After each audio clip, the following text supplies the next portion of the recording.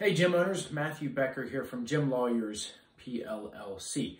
In this video, I'm going to discuss the difference between ordinary and gross negligence. And why is this important? Well, first, what is negligence?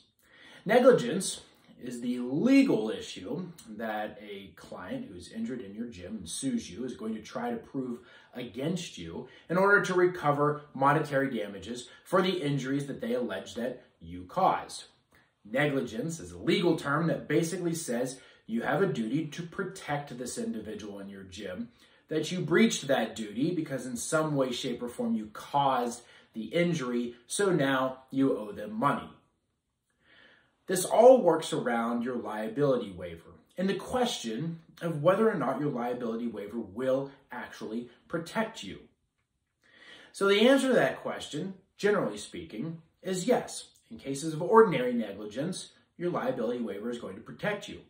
But in cases of gross negligence, your liability waiver is likely not going to protect you. So what's the difference?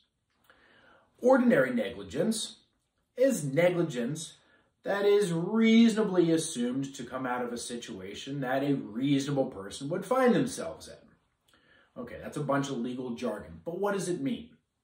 Let's look at your gym for a second. Let's assume that at your gym, you lift weights. You lift barbells, or you could lift dumbbells, or you could lift anything else, but that you're deadlifting it off of the ground. So you have a client that's picking up a weight off the ground. And during that exercise, you're having the client lift the weight, and all of a sudden the client says, "Oh boy, shouldn't have done that. My back hurts." Next thing you know, they're laying on the ground. Next thing you know, they can't get up. The following week, they start talking about suing you because you caused them to injure their back. Are you liable? Well, first, we're also going to assume in this that you have the proper language in your liability waiver and that the client actually signed the liability waiver. But that's a totally different issue. You can check out other videos for that sort of information. So we'll make that assumption that that's all well and good. And so what we're really talking about here is, are you liable for the fact that the client hurt their back? Let's say you have no knowledge that this client has any previous injury to their back.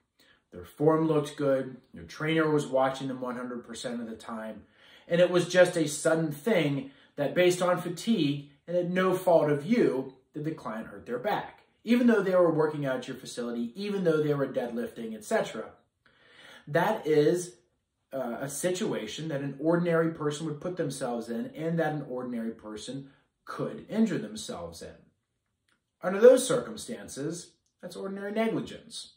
And your liability waiver is going to hold up. That's what it's designed for. But let's change the facts a little bit. Let's say now, in this scenario, you knew that this client had back problems. When you interviewed this client before they signed up, they said, "I have a history of back problems," or "I have a herniated disc in my back," or "I've received surgery on my back." Okay? But you disregard this, and you tell your trainer or you yourself, and you say, "Go ahead and have them deadlift." And they say, "My back's starting to hurt a little bit," and you guys say, "It's okay. You know, let's just we got 5 more reps. Let's just go." And then they end up hurting themselves. And now they bring a lawsuit. And in the lawsuit, they state factually that you knew about their back problem, but you disregarded it. If you ever know or should know about certain information that would prevent an injury, and you've disregarded that information, that's gross negligence. Now your liability waiver is not going to be so protective. So understanding these two types of liability, you can be more proactive in your gym or fitness facility. Do some inspections around the equipment. Make sure everything looks good. Make sure you do background information on your clients so that you know of their previous issues. Make sure you ask your clients questions while they're working out. Make sure that you're not putting your clients into a potentially dangerous situation.